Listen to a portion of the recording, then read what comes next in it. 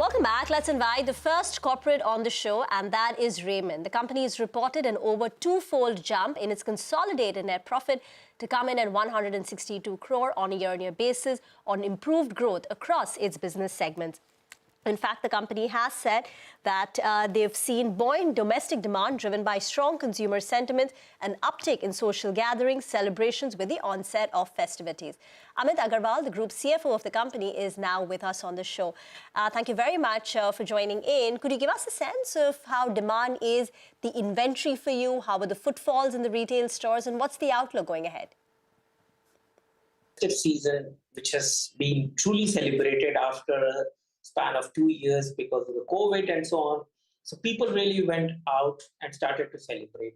And clearly, when we saw month of August, we saw very strong bookings coming from our dealer franchisee network. And accordingly, we produced the goods. And we were very clear that this would be a very, very strong season. And the supplies happened in the month of September.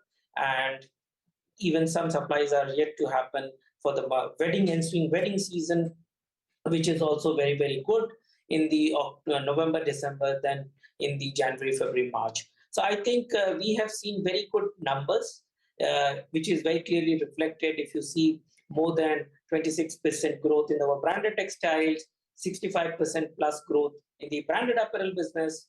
So that has led actually to a very strong performance for the second quarter. Now, if I look at the footfalls, maybe you would not have seen the footfalls exactly in the same level as you had seen in the pre-COVID. However, what is really heartening to note is that the average ticket value has moved up substantially. If I compare it to the pre-COVID levels, it has moved up by almost 25-26%. And that shows that the people who are coming to shop are truly a destined shopper. There is, and we all talk about the K-curve type recovery, K-curve recovery, and that is very well reflected when the average ticket value goes up and the footfalls are not exactly reaching to the same levels as the pre-COVID. However, for us as a business, we are seeing more, not a recovery anymore, we are looking at a growth. And that is clearly reflected by delivering the highest or the record revenue, record EBITDA numbers, record PAT numbers. And if I look at it, our numbers compared to the pre-COVID also on a consolidated basis, we have grown 15%. All right, you've grown 15%. What I want to ask you about now is the e-commerce space, Mr. Agarwal. So if you can take us through how that is faring and what is the kind of contribution that we're seeing from this. We're just trying to understand if there has been an improvement from the pre-COVID levels as well. Compared to the pre-COVID levels, there has been an improvement.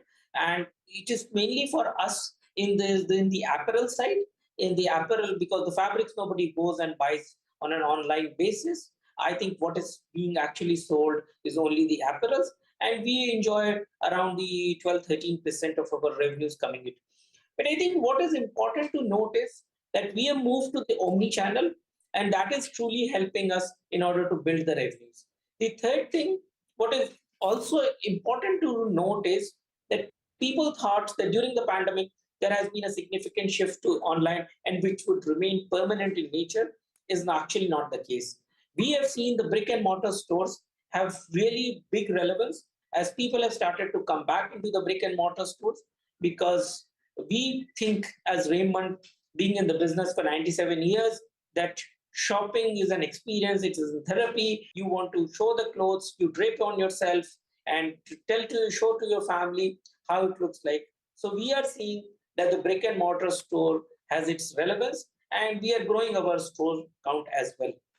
We have launched the Ethnics, which is, we are expanding the stores for Ethnics, which is gaining a lot of traction. Okay, so how is the performance in the export markets, especially markets like US, Europe, Asia, for ring gears, drills, the bearing category? I'm asking because are there any recession concerns because of which has demand suffered and any new customer acquisitions that you've had? Actually, if you see in that segment, we have seen a slight sort of deferrals of orders, especially in the European customers, not so much in the US, but in the European customers, we have seen slight deferrals because of the lack of the components for them. And that is why there is a slight lack of deferrals.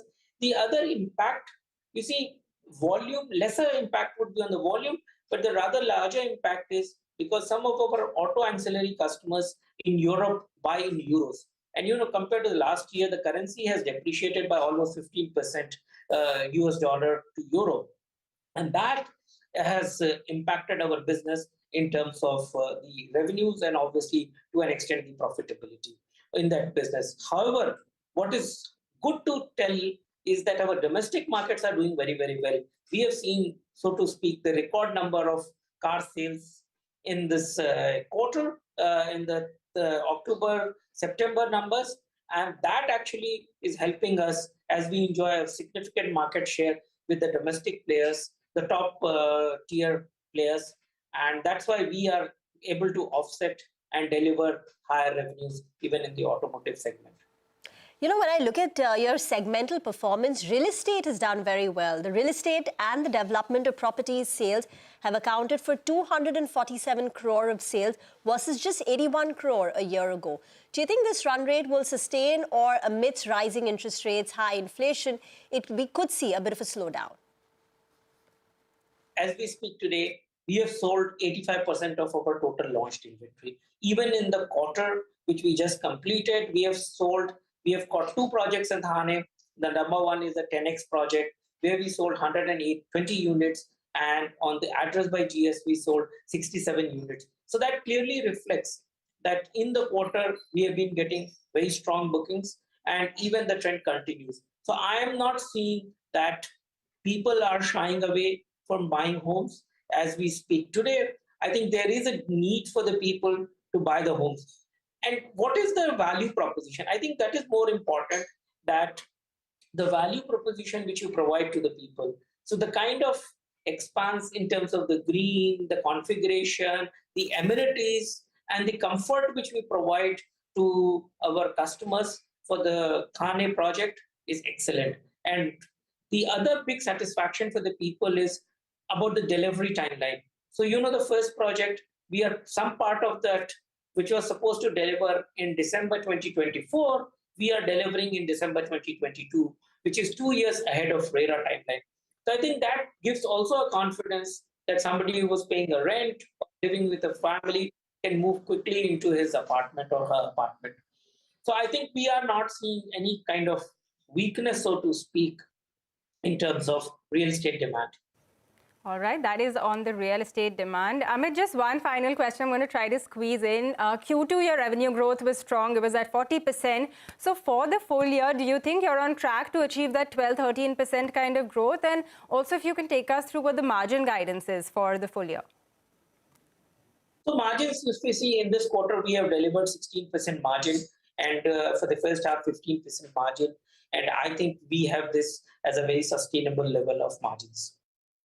Okay, thanks a lot for joining in, and have a great second half of the year. Thanks for being with us on CNBC TV 18. That's Raymond. By the way, a couple of stocks, the PSU banking space is just flying away right now, so don't lose sight of that. IOB is up over 10%.